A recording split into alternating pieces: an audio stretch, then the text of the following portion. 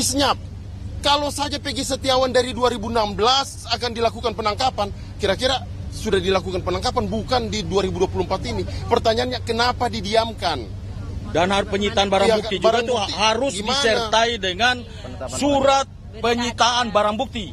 Tapi pada saat penyitaan barang bukti itu tidak ada surat penetapan barang bukti atau surat penyitaan barang bukti dan tidak seizin pengadilan negeri. Penangkapannya juga kan nggak ada suratnya juga apa gimana? Iya betul, tidak ada. Lebih kami tekankan bahwa lebih kepada 2016 pada saat dilakukan penyitaan 2 unit motor rusak turun mesin, itu sama sekali tidak diberikan surat apa-apa. Tapi yang kemudian motor itu tetap dibawa.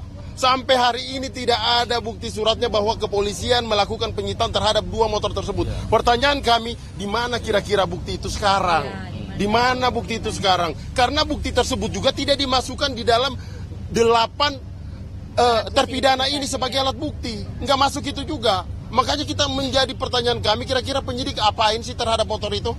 Diapain? Kita tunggu besok jawabannya. Kita tunggu besok jawabannya karena persoalan 2 unit motor yang dilakukan penyitaan ini kami juga sudah mengajukan dalam permohonan kami. Kira-kira seperti itu. Terus ini. Apa yang akan ya, diajukan? Ini satu lagi. Ini simpel saja sebetulnya. Ya. Kenapa kita tim kuasa hukum Peggy menitik beratkan kepada error in persona? Ya. Pertanyaannya adalah, apakah Polda Jabar menghormati putusan hakim tahun 2017? Kalau mereka menghormati, tangkap Peggy Peong, bukan Peggy Setiawan. Nah itu pertama ya. Karena dari ciri-ciri yang disampaikan oleh rekan kami jauh berbeda.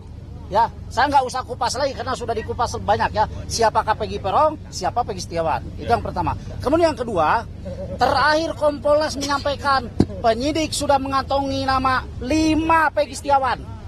Ya, saya minta kepada Polda Jabar, kalau memang ada 5 Peggy Setiawan di kantong penyidik, ya, yang 4 panggil tuh, ya, yang 4 panggil, mintai keterangan, bila perlu perlakukan seperti klien kami Peggy Setiawan, ya, tangkap, tahan, atau kalau mereka nggak berani itu lakukan klien kami seperti mereka, keluarkan, bebaskan, simpel kan, itu aja. Oke, jadi pada intinya karena kok kesimpulan permohonan kami ini adalah error in persona, salah orang, maka menurut KUHAP ketika ya Peggy Setiawan ini bukanlah Peggy alias Peong sebagaimana putusan pengadilan dan sebagaimana penetapan DPO, maka Peggy Setiawan adalah orang yang dicurigai. Seharusnya kalau orang yang dicurigai tidak langsung ditangkap. Lakukan pemanggilan dulu, lakukan pemeriksaan dulu sampai ditemukan 2 alat bukti bahwa pelaku pembunuhan dan atau pemerkosaan itu mengarah ke Peggy Setiawan. Baru itu saya acungi jempol kalau penyidik seperti itu. Tetapi nyatanya ya hanya menurut penyidik bahwa Peggy Setiawan itu adalah Peggy alias Peong, sementara ya dari ciri-cirinya berbeda, dia melanggar prosedur ya. Ada peraturan Kabareskrim ya, ada putusan Mahkamah Konstitusi. Fatal. Yang paling penting sebelum ditetapkan sebagai tersangka harus diperiksa dulu sebagai saksi.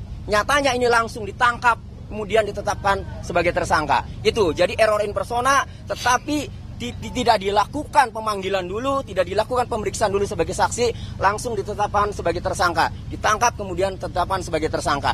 Kita tunggu besok jawaban apa yang membuat penyidik, alat bukti apa yang membuat penyidik menetapkan klien kami yang jelas-jelas Peggy Setiawan bukan Peggy alias Peong kemudian menjadi tersangka.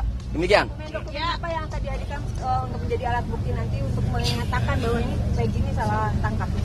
Oh itu nantilah. Nantilah. Nggak bisa kita buka itu nanti bocor. Nanti ada kejutan berikutnya, kejutan berikutnya di pengadilan nanti. Hanya yang saya mau katakan begini, bahwa dengan pernyataan termohon tidak akan menghadirkan saksi.